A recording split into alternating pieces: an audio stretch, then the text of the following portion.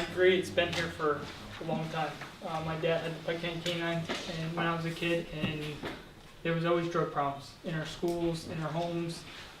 Parents that don't want to admit that their children have a problem, and adults too. And I think as a small community, we need to band together and look out for one another. And it takes a town to raise a child, and you need to all see what you can do to help one another. And I think also the other thing is banding with our other local police departments and services that are given in this county to ensure that our children have the know-how and what to do when they're in a situation that they might not know how to get out of. You know, just how to say no, how to get away, and know between right and wrong. And keeping our kids here and doing something for them in this borough would be fantastic. I have 2 small kids, and I would not want them to have to go through that along with myself. So that's all I got.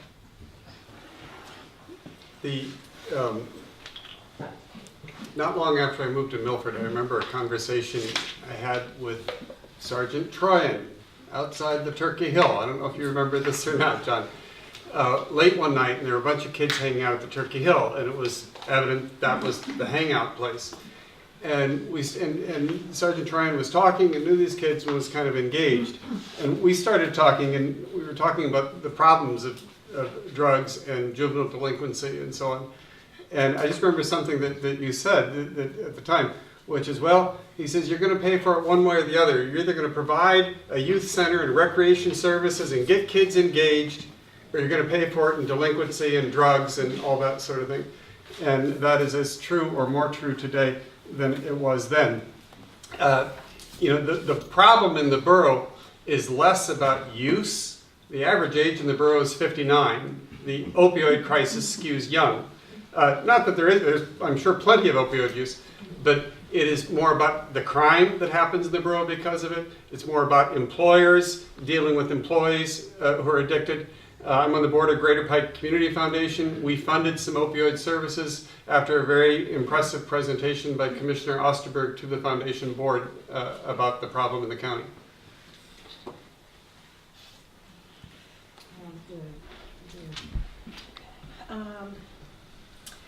Are the police prepared to deal with large events and emergencies? I'm thinking, for example, of the Women's March earlier this winter.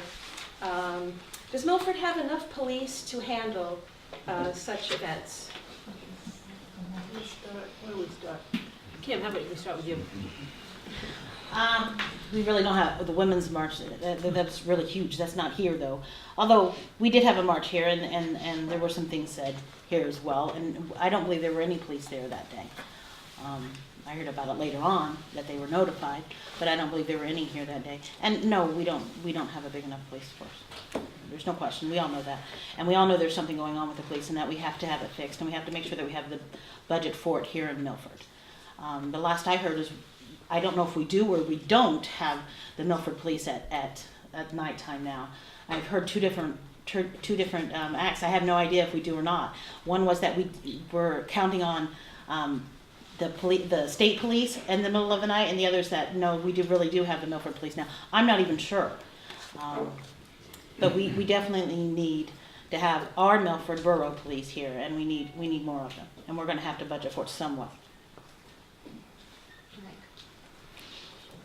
Right. Oh, okay.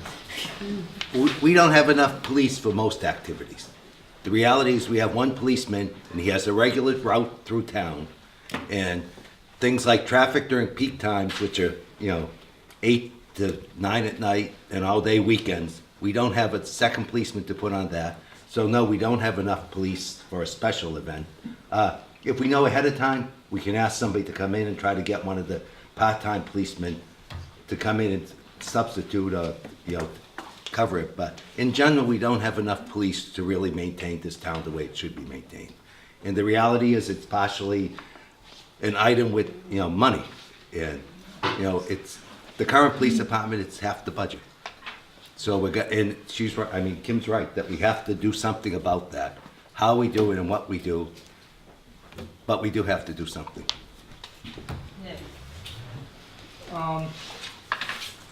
We don't have a big enough police department right now. At one time, we did have a bigger police department. We had more part-time officers. We were able to hold part-time officers.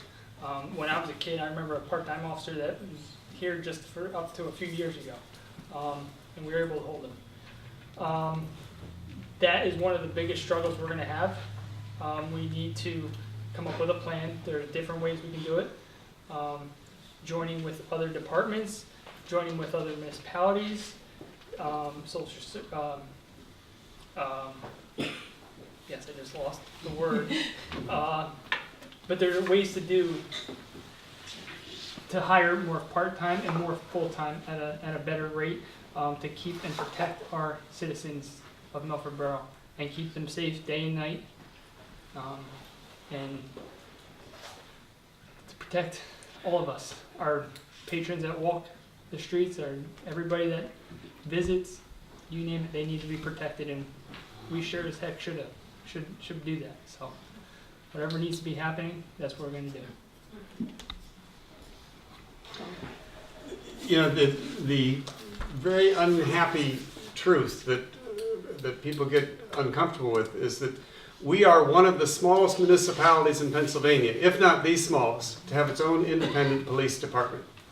And if we do not do something to plan how we are going to fund that, and there are a number of different options to do that, we will wake up one day and this council will be faced with the choice of imposing an earned income tax. We can't raise property taxes anymore. We're at the maximum allowed by law.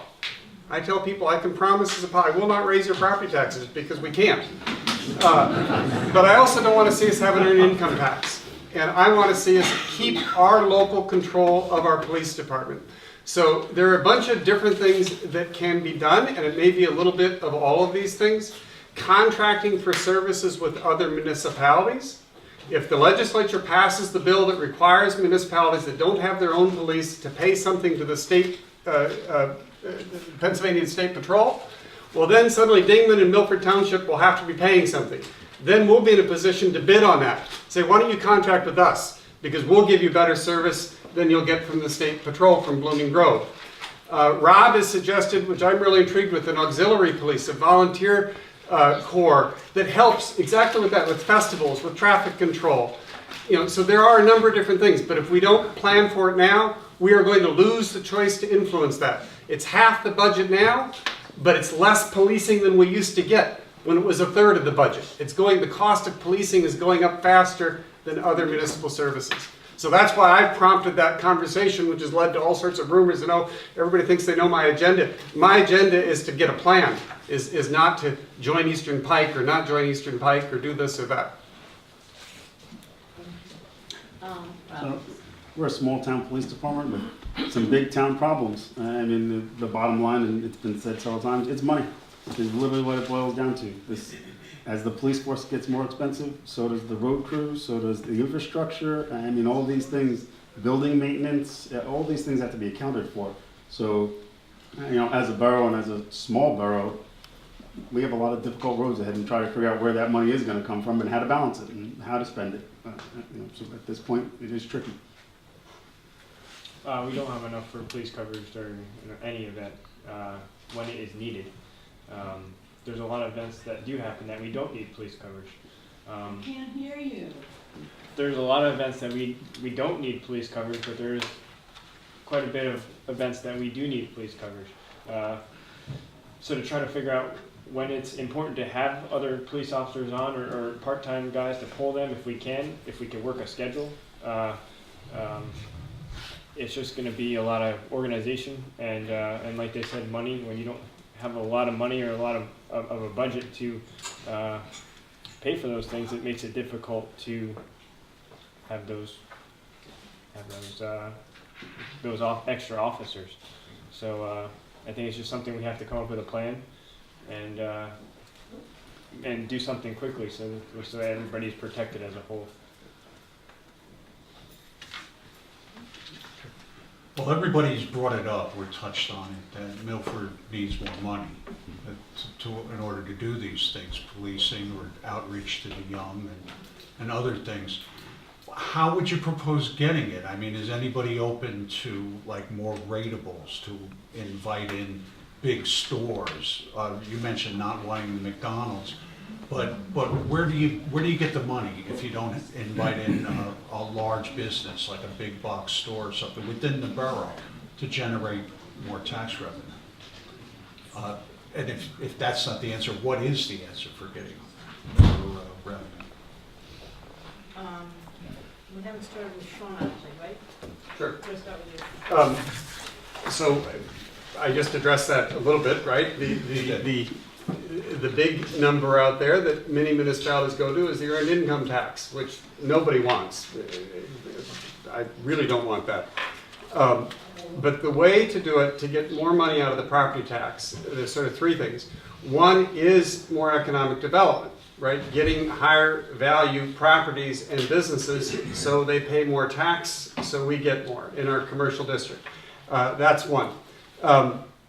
Second is to make sure that properties are being taxed for how they're being used.